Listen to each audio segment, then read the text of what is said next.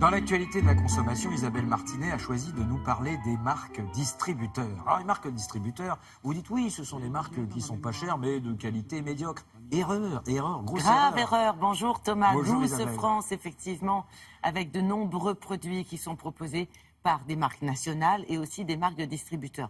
Et effectivement, on a parfois tendance à se dire oh, la marque de distributeur, la MDD, comme on dit dans le jargon, ouais, c'est de l'entrée de gamme. Pas du tout, que nenni. Pourquoi? D'abord, parce que sur l'ensemble des gammes de marques disponibles aujourd'hui pour les consommateurs, il y a eu d'énormes progrès qui ont été consentis. Ça, c'est la première raison.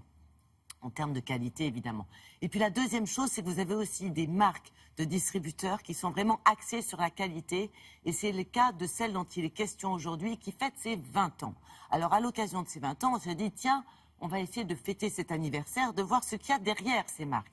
Eh bien, derrière cette marque, en l'occurrence, donc mise en place par un célèbre distributeur, célèbre s'il en est, créateur d'ailleurs de tout ce qui était produit libre au tout début dans les années 80. C'était pour ça que ça s'appelait marque blanche, parce qu'en fait, le produit était blanc, il y a juste marqué sucre, farine... Oui, voilà, c'est ça, pour ceux qui se souviennent de cette période.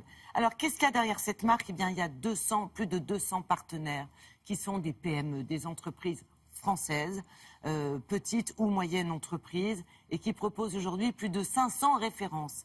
Et ça marche tellement bien au niveau de la qualité, parce que vous avez des plats qui sont aussi contrôlés par un chef, là aussi, de grande renommée depuis le début. Ça fonctionne tellement bien que ça s'exporte. Oh. Et là, cocorico, parce que vous avez plus de 160 références que vous pouvez trouver dans une quarantaine de pays en dehors de France. Et ça fait plaisir de voir qu'on a le luxe, on a la mode, on a la gastronomie, avec des pays bien de chez nous, bien français, et on a choisi la confiture. Pourquoi la confiture? Parce que c'est bon. C'est une excellente raison. Voilà, c'est un bon produit de petit déjeuner. Peut-être que vous êtes en train d'en manger. C'est produit en France et ça se vend en Italie, direction Poissy, région parisienne, et Rome, s'il vous plaît. Rome.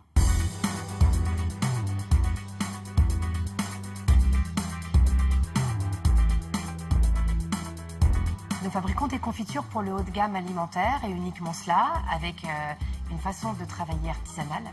Pour certaines marques qui veulent vendre du Made in France, on va trouver en France et à l'export la même recette parce que ces marques veulent promotionner le Made in France, le goût français, la gastronomie française.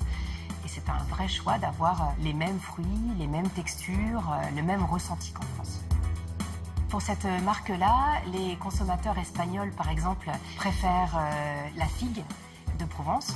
En Italie, ils vont préférer le cassis d'Île-de-France et la fraise de Dordogne. Et puis, en Belgique, ils vont adorer l'orange clémentine corse. Donc, en plus, à l'export, chaque population, chaque peuple a ses préférences. Dans la législation de chaque pays, vous avez des taux de fruits minimum et des taux de sucre minimum et maximum qui sont différents pour avoir le droit à l'appellation confiture. On a choisi les confitures parce qu'elles font partie du patrimoine gastronomique français. On les a choisies aussi parce qu'elles étaient plus accessibles. Ça parle aux Italiens, les confitures. Et aussi, elles sont un peu différentes, elles sont un peu moins sucrées que les confitures italiennes.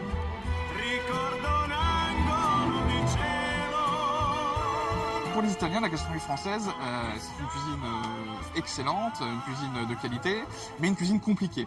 Par rapport à l'Italie, où finalement la cuisine est faite à partir de matières premières très simples. On propose 21 références ici en Italie sur les produits français. On les a sélectionnés en balayant un peu toutes les régions de France avec des produits spécifiques de chaque région. Par exemple, le foie gras du sud-ouest, le jus de pomme de la Bretagne ou la fleur de sel de Guérande. Cette gamme de produits français qu'on a, c'est un véritable succès et on a des vraies surprises. Par exemple, tous les biscuits de Normandie ou les biscuits de Bretagne qui se vendent très très bien. Alors ce qui marche le mieux ici, c'est forcément le foie gras, qui est un produit qui est déjà connu en Italie. La vraie surprise, c'est qu'on s'aperçoit que ça se vend toute l'année et qu'il y a une vraie demande de la part des Italiens sur ce produit spécifique français. Merci beaucoup Isabelle.